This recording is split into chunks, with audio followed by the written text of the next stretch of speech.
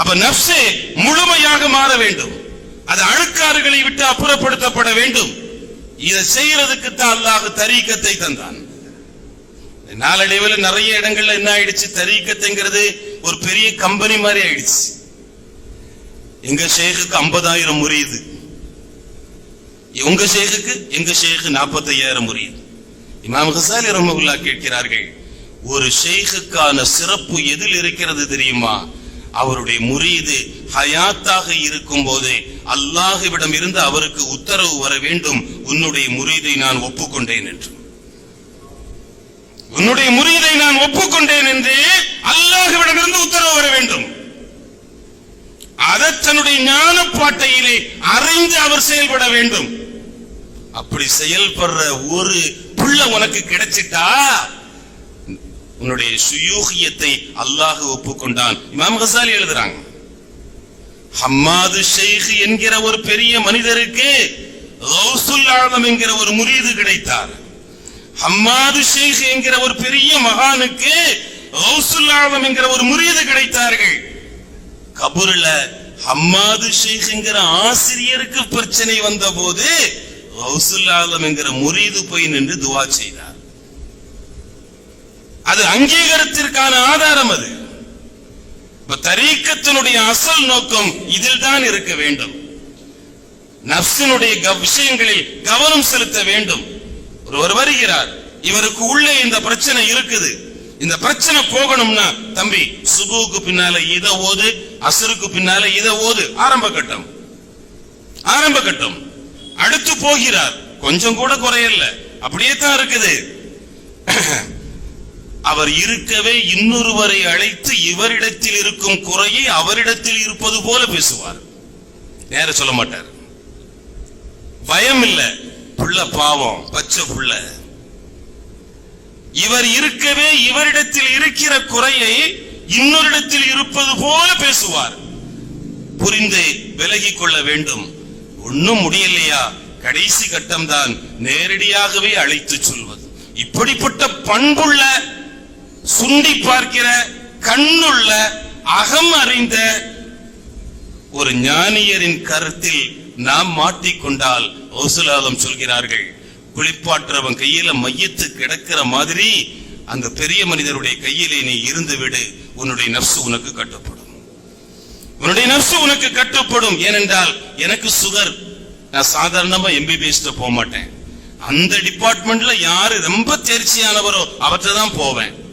எனக்கு அல்சர், அதுல தேர்ச்சியானவற்றை தான் போவேன். எனக்கு இப்போ புற்றுநோய் என் நஃப்ஸ்ல வந்திருக்கு. என்னுடைய உடம்பு ஃபுல்லா அம்மாராவா இருக்குது. என் உடம்பு ஃபுல்லா அம்மாராவா இருக்குது. பாவத்தை கொண்டு ஏவக்கூடிய நஃப்ஸே அம்மாரா உடல் முழுக்க நிரம்பி கிடக்குது. இத குத்தி கொடைஞ்சி வெட்டி எடுத்து எனக்குள் இருப்பதை வெளிப்படுத்த தெரிந்த ஒருவரிடத்தில் நான் சென்றால்தான் அவர் சரியாக அடிப்பார். ஒரு பாறை இருக்கு இல்லையா, பெரிய பாறை, ஞானிகள் சொல்லுவாங்க, ஒரு பெரிய பாறை நாம பார்த்தோம்னா அது பாறையா தெரியும். ஆனால் சுண்டி பார்க்கிற ஒரு சிற்பி பார்த்தா அந்த பாறைக்கு உள்ளே இருக்கிற சிற்பம் அவருக்கு தெரியுமா, அந்த பாறைக்கு உள்ள இருக்கிற சிற்பம் அவருக்கு தெரியுமா. தெரிஞ்ச உடனே அவர் என்ன பண்ணுவாரா, அந்த சிற்பத்தை வெளிப்படுத்துறதுக்காக அந்த சிற்பத்தை எதெல்லாம் மறைச்சிருக்குதோ அதை ஃபுல்லா உடைச்சு விளக்குவாராம். நாம என்ன நினைக்கிறோம், கல்ல உடைச்சி தான் அவர் சிற்பம் செய்கிறார் என்று நாம் நினைக்கிறோம். ஆனால் கைதேர்ந்த சிற்பி யார்? கல்லுக்குள் இருக்கிற சிற்பத்தை பார்த்து அந்த சிற்பம் வெளிப்படாம இருக்கிறதுக்கு எது தடையா இருக்குதோ அதை ஃபுல்லா வெட்டி வெளியே எரிஞ்சுக்கிட்டு அந்த சிற்பத்தை வெளிப்படுத்துகிறார். அது போலதான் என்னுடைய நஃப்ஸினுடைய அழுக்காறுகள் தெரிந்த ஒரு பெரிய மனிதரிடத்தில் நான் கிடைத்து விட்டால் நான் அல்லாஹ்வை அடைவதற்கு எனக்குள் எது தடை என்பதை பார்த்து அதை வெட்டி விரட்டி செதுக்கி அப்புறப்படுத்தி அதில் இருந்து என்னை வெளிப்படுத்துகிற குணம் தான் தஸ்கியத்து நஃப்ஸ், அகச்சுத்தம். ஆனா யதார்த்தம் என்ன ஆயிடுச்சு, காலம் என்ன ஆயிடுச்சு அப்படின்னா, பிடிக்கும் போது சுகமா இருக்குது, எல்லாருக்குமே அதுதான். பிடிக்கும் போது சுகமா இருக்குது, அழுத்தும் போது வலிக்குது, அவ்வளவுதான். பிடிக்கும் போது சுகமா இருக்குது, எதா இருந்தாலும் சரி, நீ எதை கற்பனையில் எடுத்தாலும் சரி. பிடிக்கும் போது சுகமா இருக்கு, அழுத்தும் போது வலிக்குது. ஞானாசிரியர் நல்லா இருக்கத்தா, ஓதிட்டியத்தா, சூப்பரா அப்படின்னு சொன்னா ரொம்ப மகிழ்ச்சியா இருக்குது. என்னம்மா நீ வந்ததுல இருந்து இத்தனை வருஷமாச்சு ஒரு மாற்றமும் இல்லையே, மண்ணு முட்டை மாதிரியே உட்கார்ந்து இருக்கிறியே அப்படின்னு சொன்னா வலிக்குது. ஏன்னா நப்சு விட மாட்டேங்குது. இவன் சுத்தமாயிருவான்.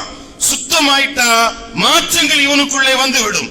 இவன் யோக்கியனாக விட்டுவிடக் கூடாது அப்படிங்கிறதுக்காக அவனுக்கு உள்ள இருக்கிற அந்த கர்வம், அனானியத்து, ஃபிரௌனியத்து, அபூஜஹிலியத்து அவனுக்கு வெளியே வருகிறது, வந்து அவனை தடுக்குது. இதைத்தான் நாம் அசலாக விளங்க வேண்டும். நாம் தரீக்கத்திற்கு உள்ளே ஈடுபடக்கூடியவர்களாக இருந்தாலும் சரி, தரீக்கத்தில் ஈடுபாட்டில் நிரப்ப பெற்றவர்களாக இருந்தாலும் சரி, தரீக்கத்தினுடைய முதல் நோக்கம் அகச்சுத்தம். அந்த அகச்சுத்தத்தை மையப்படுத்தித்தான் தரீக்கத்துகளை உருவாக்கினார்கள் எல்லா மகான்களும். கஸாலி ரஹ்மத்துல்லாஹ் சொல்றாங்க, நப்சு கெட்டு போச்சுன்னு நான் முடிவு பண்ணிட்டேன். எனக்கு தெரியுது என் நப்சு சரியில்லைன்னு தெரியுது. சரி, இதை சரி பண்றதுக்கு என்ன வழி? 4 வழி இருக்கு. இமாம் கஸாலி ரஹ்மத்துல்லாஹ் எழுதுற 4 வழி முகாஷஃபாலையும் இருக்குது, யஹ்யாலையும் இருக்கு. 4 வழியில் இந்த நப்சு சரிப்படுத்தலாம். முதலாவது வழி, ஐ யஜ்லிஸ பைன யதை ஷைഖின் முரப்பின், தர்பியத்து செய்யக்கூடிய ஒரு நல்ல ஆன்மீக ஆசிரியருக்கு முன்னால போய் உட்காரணும். இது முத வழி. 4 வழியில முத வழி இதுதான். அந்த ஆன்மீகத்தில் ஈடுபாடு உள்ள ரசூலுல்லாஹி ரலியல்லாஹு அன்ஹு சொன்னாங்க இல்லையா, யாருக்கெல்லாம் ஷேக் இல்லையோ அவருக்கு நான் தான் ஷேக் என்றார்கள். அதனாலதான் அல்லாஹ்ட்ட நம்ம கேட்கணும், யா ஷேഖனா கௌசுல் ஆலம். இல்லாதவங்க கேட்கணும், இருக்கிறவங்க இல்ல, இல்லாதவங்க கேட்கணும். எனக்கு இதுவரையிலையும் வழிகாட்டுகிற ஒரு ஞானாசிரியர் இல்ல, உங்கள் பொருத்தம் பெற்ற ஒரு ஞானாசிரியர் எனக்கு தேவை, அதை நீங்க தான் எனக்கு காட்டி கொடுக்கணும். அப்ப ஒரு நல்ல பக்குவமான ஷேഖுக்கு முன்னால் சென்று அமர்வது. உஸ்மான் ஹாரூனி ரஹ்மத்துல்லாஹி அலைஹி அஜ்மீர் நாயகத்தினுடைய ஷேഖ் பல்லாயிரக்கணக்கான சீடர்களுக்கு பாடம் நடத்துகிறாள். அஜ்மீர் ஹாஜா நாயகம் யதார்த்தமாக உஸ்மான் ஹாரூனி ரஹ்மத்துல்லாஹை சந்திக்க சென்றார்கள். அந்த தேடலோடு செல்கிறார்கள். ஞான தீட்சையினுடைய நேரம், பையத்தினுடைய நேரம். உஸ்மான் ஹாரூனி ரஹ்மத்துல்லாஹை பார்க்க போனாங்க. பார்க்க போகும் நேரத்துல உட்கார்ந்திருந்த உஸ்மான் ஹாரூனி ரஹ்மத்துல்லாஹ் எழுந்து வந்தாங்க. வாசலுக்கு எழும்பி வந்தாங்க. வரவேண்டிய புள்ள இன்னைக்கு வந்துருச்சுங்கிற சந்தோஷம். நேர போனாங்க, கூட்டி கொண்டு உட்கார வச்சாங்க. சூரத்துல் இஹ்லாஸ் ஓதுங்கன்னாங்க. அஊது பிஸ்மியோட சூரத்துல் இஹ்லாஸ் ஓதுங்கன்னு ஒரு குறிப்பிட்ட அளவு சொன்னாங்க. அந்த அளவு ஹாஜா நாயகம் ஓதுனாங்க. ஓதுன உடனே எழுப்பி விட்டாங்க, கைய பிடிச்சாங்க, பையத் செஞ்சாங்க, கட்டி அணைத்தார்கள். கட்டி அணைத்து விட்டு விட்டார்கள். விட்டு உஸ்மான் ஹாரூனி ரஹ்மத்துல்லாஹ் கேட்டாங்க, என்ன தெரியுதுன்னு கேட்டாங்க.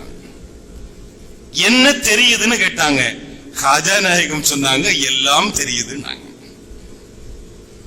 இந்த என்ன தெரியுது அது கேள்வி, எல்லாம் தெரியுது பதில். முழுமை வேண்டுமா? நமக்கும் நம்முடைய ஞானாசிரியர் கேட்கணும், என்ன தெரியுதுன்னு கேட்கணும்.